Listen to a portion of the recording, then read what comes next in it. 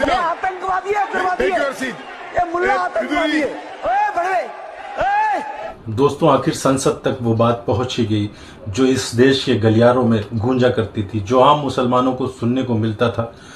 वो चीजें, वो बातें अब संसद भवन में भी पहुंच गई हैं। बीजेपी सांसद रमेश भिदोड़े ने जिस तरह से बीएसपी के सांसद कुंवर दानिश अली को कहा कि ओए कटुआ, ओए उग्रवादी, ओए आतंकवादी, तू चुप रहे, तू नहीं बोलेगा, जब तू बोलेगा तो मैं भी बोलूंगा।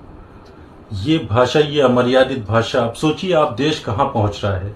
इस देश में मुसलमान होना ही गुनाह है। मुसलमानों को जब सड़कों पर कहा जाता था, गलियों में कहा जाता था, मोहल्लों में कहा जाता था, शहरों में कहा जाता था कि ओए कठुआ, ओए मुल्ला, ओए आतंकवादी।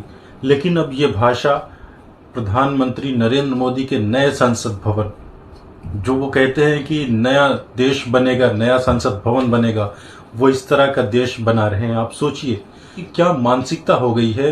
एक सांसद को, चुने हुए सांसद को, एक बीजेपी का सांसद ये कहता है कि ओ मुल्ला, कठुआ, ओ उग्रवादी, ओ आतंकवादी, तू चुप रहे, तुझे बोलने नहीं दूंगा। इस तरह की भाषा हो गई है।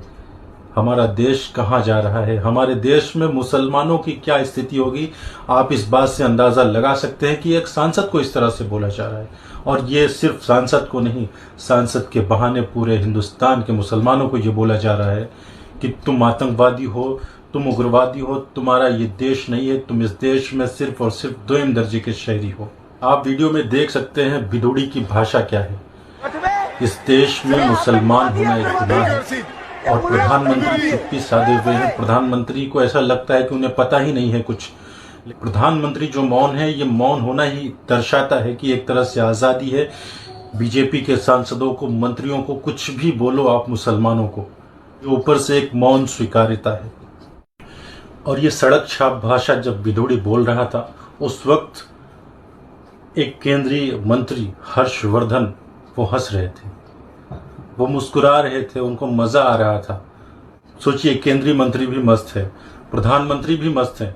प्रधानमंत्री का ना बोलना, अभी तक उस भिदोड़ी पर कोई भी कार्रवाई ना होना, ये मौन स्वीकारता है कि प्रधानमंत्री भी यही चाहते हैं।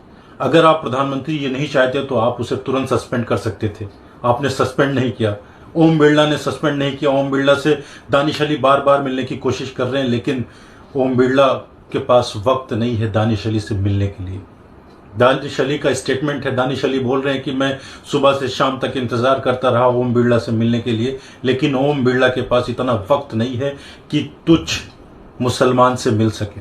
उनकी भाषा में तुच्छ ही हैं हम मुसलमान आतंकवादी हैं, मुल्ले हैं, कटवे हैं और उग्रवादी हैं। उनके बीजेपी के सांसद की जो भाषा जो है, उसके हिसाब से मैं बोल रहा हूँ, उस बीजेपी के सांसद की भाषा के हिसाब से ही मैं बोल रहा हूँ कि हम मुसलमान इस देश में मुल्ले, कटवे और आतंकवादी, उग्रवादी हैं। तो सोचिए, एक पार्टी बीजेपी है जो संसद के अंदर आतंक फैला रहा है। भिदोड़ी उसको मौन स्वीकारता दे रही है, उसको स्वीकार कर रही है, उसके खिलाफ कोई कार्रवाई नहीं कर रही है। तो एक आम मुसलमान का क्या होगा? एक आम मुसलमान का क्या होता होगा? इस बात से दर्शाता है कि जो संसद भवन में एक सांसद की कोई इज्जत नहीं है, वो भी उग्रवादी कहलाता है, आतंकवादी कहलाता है, तो आम मुसलमान सड़कों पर क्या कहलाता होगा, गलियों में क्या कहलाता होगा, हिंदुस्तान में उसकी क्या हैसियत है? कुछ भी हैसियत नहीं है हमारी। हम दोयम दर्जे के शहरी हैं और यही दोयम दर्जे का शहरी बनाने के लिए बीजेपी हम पर बार बार चोट कर रही है। CAA, NRC लाकर हमें साबित भी करना चाहती थी कि हम दोयम दर्जे के शहरी हैं। वो तो हमें भगाना चाहती थी यहाँ से। तो अब भी न जागोगे तो मिट जाओगे। मैं तो ये सोचता हूँ कि जो बीजेपी में मुसलमान नेता हैं, उनको नींद कैसे आती होगी? वो किस तरह से जाकर अपने घर पे सो पाते होंगे? इतने गिरे हुए हो सकते हैं कि उनके धर्म के बारे में बोला जाता है, उनके मजहब के बारे में बोला जाता है, लेकिन ये मुख्तार अब्बास नकवी, सैयद शहनवाज हुसैन, इन लोगों को, इनकी आत्मा वाकई में ज़मीर मर चुका है।